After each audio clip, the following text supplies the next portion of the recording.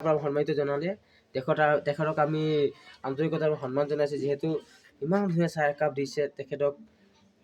নোখোৱাকৈ আমি থাকিব নোৱাৰো একাপ চাহ আমি জোৰ খোৱাটো ভাল হ'ব যিহেতু মোৰ দাদা এজন আছে দাদা এজনক আগত খোৱাম আপুনি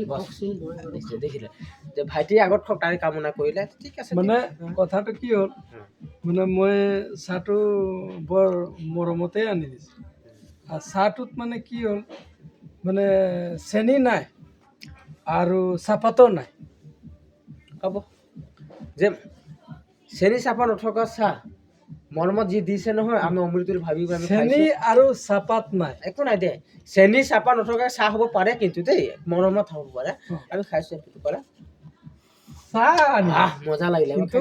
চেনি আৰু চাহপাত নাই বছ